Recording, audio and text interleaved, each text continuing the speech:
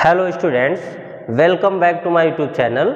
आज हम लोग पढ़ेंगे त्रिकोणमिति के अनुप्रयोग की दूसरी प्रश्नावली। और इससे पहले इसकी पहली प्रश्नावली यानी 9A जो है वो हम लोग पिछले वीडियो में पढ़ चुके हैं। वो आप लोग चैनल पे जाएंगे, सब्सक्राइब करेंगे और सब्सक्राइब करने के बाद प्लेलिस्ट ओपन करेंगे तो उसमें लेसन वाइज प्लेलिस्ट बनी है। और इससे पहले की जो प्रश्नावली है वो आप त्रिकोणमिति के अनुप्रयोग नाम की प्लेलिस्ट है, उसमें आप लोग सारे क्वेश्चन को देख सकते हैं। और इससे पहले के जितने लेसन हैं वो भी आपको प्लेलिस्ट में मिल जाएंगे। तो देखो वही 9B आज हम लोग पढ़ेंगे, जिसमें हमें पढ़ना है ऑब्जेक्टिव क्वेश्चन यानी बहुविकल्पी प्रश्न हमें पढ़ना है। तो अब हम लोग जो है पेपर में क्या करते हैं, अनुमान लगाते हैं यानी गेस करते हैं कि कौन सा विकल्प हमारा सही होगा। तो अब वो छोड़ दीजिए और आप सॉल्व करना सीख लीजिए कि कैसे सॉल्व करके देखते हैं कौन सा विकल्प सही है और उसको हम लोग सही का टिक लगाते हैं जो सही होता है। तो देखो 9B का पहला क्वेश्चन जो है वो क्या लिखा है, एक ऊर्ध्वाधर खंभे की परछाई खंभे की ऊंचाई के बराबर है, सूर्य का उन्नयन कोण होगा। मतलब एक कोई खंभा है जिसकी परछाई कह रहे हैं उसकी ऊंचाई के बराबर है। तो मान लेते हैं, देखो इधर हम लोग मान लिए एक खंभा है, खंभे को PQ मान लें। और फिर मान लेते हैं इधर हमारा कहीं पर सूर्य है, ये मान ले सूर्य है कहीं पर इधर। जब ये सूर्य है तो इसकी छाया हमारी इधर साइड में बनेगी, तो ये मान लेते हैं इसकी परछाई है। अब कह रहा है जितनी सूर्य की ऊंचाई है उतनी ही इसकी परछाई है। तो सूर्य की ऊंचाई मान ले कितनी है, h meter, small h meter मान ली। अब कह रहा है इसकी छाया की जो लंबाई है वो भी कितनी हो जाएगी, स्मॉल h मीटर। कह रहा था दोनों आपस में बराबर हैं, इसको हम लोग मान लें r।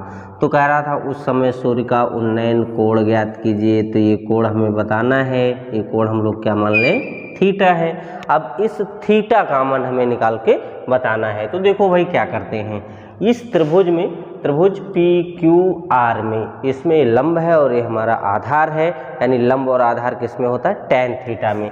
यानी हम लोग क्या लिखेंगे, त्रिभुज PQR में कितना, tan थीटा बराबर लंब बटे आधार। तो tan थीटा बराबर लंब कितना है बेटा इसमें, PQ यानी कितना, स्मॉल h। तो यहाँ पे लिखेंगे स्मॉल h और बटे आधार, आधार कितना है QR, QR भी कितना, स्मॉल h। तो यहाँ लिख लेंगे स्मॉल h यानी tan थीटा बराबर, अब ये दोनों हमारे कट जाएंगे, कितना बचा 1, ये 1 हो गया। अब tan कितने का मान 1 होता है, tan 45 का मान 1 होता है। यानी 1 की जगह लिखेंगे tan 45 शब्द, tan लेस कर दो। यानी या ऐसे लिख सकते हैं हम लोग, थीटा बराबर tan इनवर्स tan 45। अब tan इनवर्स और tan दोनों हट जाएगा, यानी थीटा बराबर कितना, 45 अंश। यानी उस समय सूर्य का उन्नयन कोण कितने अंश का था, 45 अंश का। देखो बेटा कौन सा विकल्प सही है, पहला ही विकल्प हमारा 45 है। तो ये पहला विकल्प हमारा इसका सही होगा। अगला क्वेश्चन, क्वेश्चन नंबर 2। देखो वही क्वेश्चन नंबर 2 क्या है, किसी स्तंभ के शिखर के उन्नयन कोण की टेंजेंट उसकी छाया की शीर्ष बिंदु पर 3/4 है।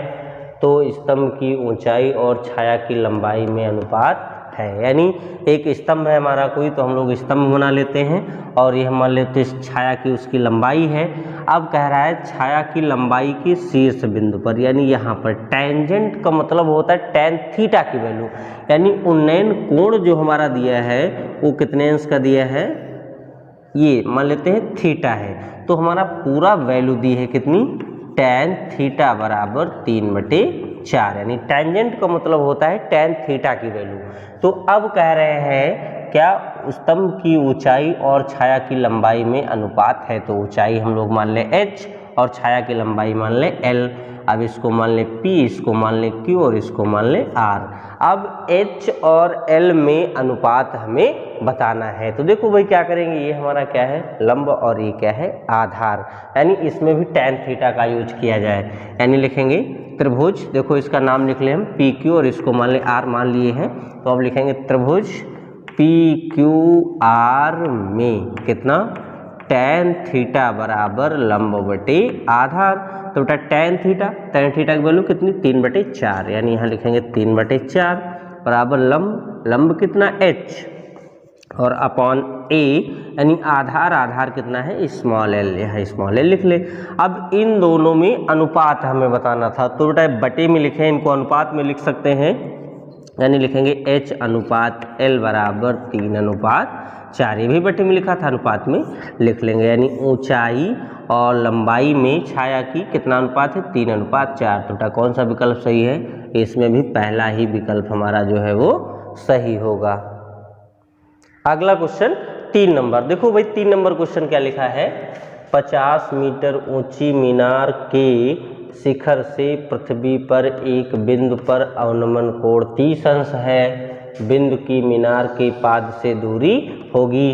तो ये हम लोग मान लेते हैं क्या, एक मीनार थी और ये हम लोग क्या मान लें, पृथ्वी है। अब कह रहा है पृथ्वी पर एक कोई बिंदु है, ये मान लेते बिंदु है, और मीनार के शिखर से इसका अवनमन कोण कितने अंश का बता रहे हैं, इसका अवनमन कोण हमारा कितना हो जाएगा, दिए हैं देखो यहाँ से, अवनमन कोण कितना 30 अंश का। तो ये 30 अंश का है, तो जब ये बेटा 30 है तो ये भी हमारा कितना होगा 30 अंश का। और मीनार की ऊंचाई कितनी दी है 50 मीटर, तो ये हमारी मीनार थी, ये कितनी है 50 मीटर। इसको मान ले P, इसको मान ले Q और इसको मान ले R। तो अब कह रहे थे मीनार के पाद बिंदु से बिंदु की दूरी, मतलब ये QR की वैल्यू हमें निकाल के बतानी है। तो देखो भाई कैसे सॉल्व करते हैं, लिखेंगे त्रिभुज PQR में, क्या लिखेंगे, त्रिभुज PQR में कितना tan थीटा बराबर लंब बटे आधार। तो tan थीटा, थीटा कितना लिखेंगे 30, यानी 30 बराबर लंब, लंब कितना है PQ, PQ कितना 50 मीटर, तो यहाँ लिखेंगे 50 और बटे आधार, आधार कितना QR, यानी यहाँ पे लिखेंगे QR। अब tan 30 की वैल्यू कितनी 1/√3 बराबर 50 बटे QR। बेटा क्रॉस मल्टीप्लिकेशन कर ले, QR का गुणा 1 के साथ तो कितना QR ही हो जाएगा, और बराबर 50 का गुणा √3 के साथ तो कितना 50√3 मीटर, यानी QR की वैल्यू हम लोग निकाल लिए, कितनी आई, QR हमारा आ गया 50√3 मीटर। और QR जो है वही है मीनार के आधार से उस बिंदु की दूरी। तो देखो कौन सा विकल्प सही है 50√3 मीटर, यानी हमारा जो सेकंड विकल्प है वो क्या होगा, सही होगा। अगला क्वेश्चन, क्वेश्चन नंबर 4, देखो वही क्वेश्चन नंबर 4 क्या है, लिखा है आंधी आने के कारण किसी वृक्ष का ऊपरी भाग टूटकर क्षैतिज तल पर 45 अंश का कोण बनाता है। यदि वृक्ष का शिखर क्षैतिज तल पर जड़ से 10 मीटर की दूरी पर मिलता है तो वृक्ष की ऊंचाई है, यानी तो वृक्ष हमारा टोटल कितना ऊंचा था ये हमें निकाल के बताना है। तो देखो वही चित्र बनाते हैं, सबसे पहले हम लोग मान लेते हैं ये हमारा पूरा वृक्ष था, मान ले वृक्ष है। अब जब ये जमीन पर था, ये मान लेते हैं जमीन है, आंधी आई तो मान लेते हैं यहाँ से वृक्ष हमारा जो है टूट गया, और ये टूटा हुआ भाग ऊपर का ये नीचे झुक गया। तो जब ये झुकेगा, बेटा लाइन ज़्यादा हो गई इसको मिटा दो, तो जब ये झुकेगा तो पृथ्वी के साथ कितने अंश का कोण बनाता है 45 अंश का। यहाँ पे कोण कितने अंश का बनाएगा 45 अंश का। तो अब कह रहे हैं तो वृक्ष की ऊंचाई कितनी थी, और ये जमीन को कहाँ पर टच कर रहा है, यानी हमारा जो पेड़ था उसके जड़ से 10 मीटर की दूरी पर। तो पेड़ की जड़ हमारी ये है, यहाँ से 10 मीटर की दूरी पर ये टच कर रहा है, तो ये दूरी हमारी कितनी है 10 मीटर।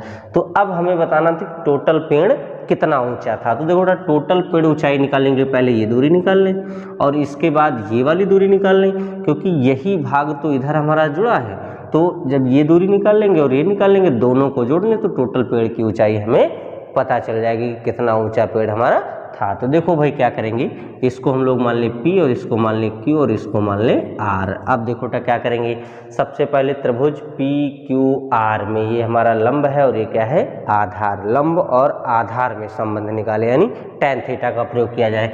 तो देखो क्या लिखेंगे, त्रिभुज PQR में कितना tan थीटा बराबर लंब बटे आधार, यानी tan थीटा, थीटा की जगह हम लोग क्या लिखेंगे 45, ये 45 हो गया, बराबर लंब, लंब हमारा कितना PQ, तो यहाँ पे लिखेंगे PQ और बटे आधार, आधार क्या था QR कितना 10 मीटर, तो यहाँ पे लिखेंगे 10, tan 45 मान कितना होता है 1 बराबर PQ बटे 10, इसके बटे में कुछ नहीं तो 1 मान के क्रॉस मल्टीप्लिकेशन कर लेंगे, पी क्यू का गुणा 1 के साथ तो कितना हो जाएगा पी क्यू बराबर 10 का गुणा 1 के साथ तो कितना होगा 10 मीटर। ये हमारी हो गई क्या पी क्यू, ये ऊंचाई निकाल ली।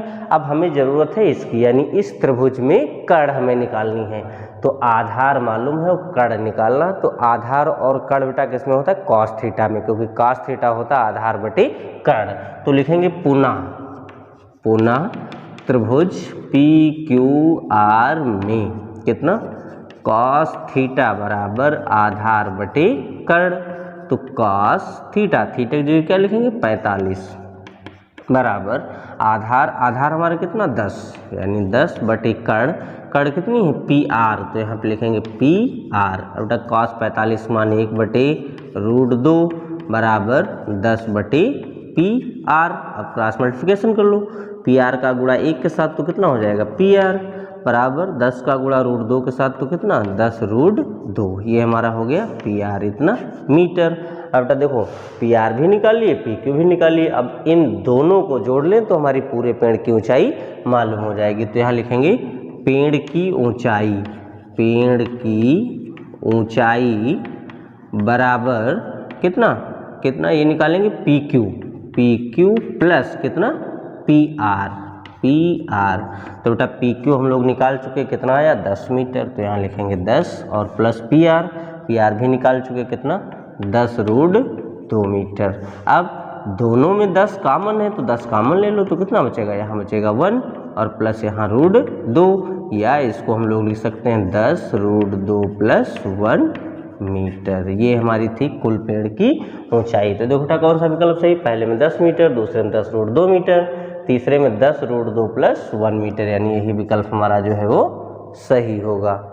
अगला क्वेश्चन 5 नंबर, देखो भाई 5 नंबर क्वेश्चन हमारा क्या लिखा है एक झंडे के लट्ठे के पाद बिंदु से 50 मीटर की दूरी पर एक बिंदु A है, यदि कोण PAB बराबर 60 अंश तो झंडे की ऊंचाई है। तो सबसे पहले हम लोग एक झंडे का लट्ठा बना लेते हैं। तो ये हम लोग मान लेते हैं झंडे का लट्ठा है और ये ज़मीन पर हमारा लगा है। अब कह रहे हैं कि झंडे के लट्ठे के पाद से, तो झंडे का लट्ठा ये है, इसका पाद ये, यहाँ से 50 मीटर दूर एक बिंदु क्या है A है। तो यहाँ से 50 मीटर दूर था, तो ये दूरी हमारी कितनी है 50 मीटर। अब कह रहे हैं यदि कोण PAB, तो इसको हम लोग क्या मान ले P और इसको मान ले B। तो अब कोण कह रहे थे PAB, मतलब इसको यहाँ से हम लोग मिला लें तो ये हमारा कोण हो जाएगा PAB, ये कितने अंश का है 60 अंश का है।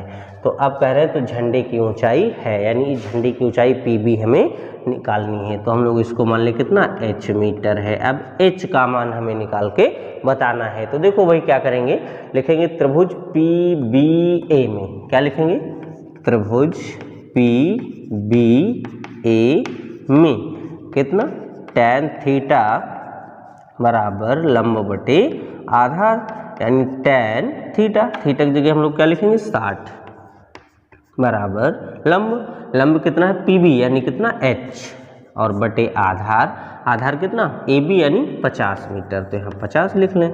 बेटा tan 60 मान कितना होता है √3 बराबर H बटे 50, इसके बटे में कुछ नहीं तो 1 मान लो, क्रॉस मल्टीप्लिकेशन H का गुणा 1 के साथ तो कितना H ही हो जाएगा बराबर 50 का गुणा √3 के साथ, यानी कितना 50 √3 मीटर। और हम लोग क्या माने थे H माने थे झंडे की लट्ठे की ऊंचाई, तो लट्ठे की ऊंचाई कितनी आ गई 50 √3 मीटर। कौन सा विकल्प सही है, तो बेटा पहला ही विकल्प हमारा जो है वो सही है, जो हम लोग टिक कर लिए। तो ऐसे बहुविकल्पी क्वेश्चन हम लोग पहले सॉल्व करेंगे रफ पे, और सॉल्व करने के बाद फिर हम लोग टिक लगाएंगे। तो आशा करते बेटा ये सारे क्वेश्चन आपकी समझ में आए होंगे। अगर ये सारे क्वेश्चन आपकी समझ में आए हैं तो वीडियो को लाइक करें, शेयर करें, और अगर चैनल पर पहली बार हैं तो सब्सक्राइब करके बेल आइकन जरूर दबाएं ताकि अगला वीडियो आप तक पहुंच सके, और इससे आगे के जितने भी क्वेश्चन हैं वो सब आप लोग अगली वीडियो में देख सकते हैं।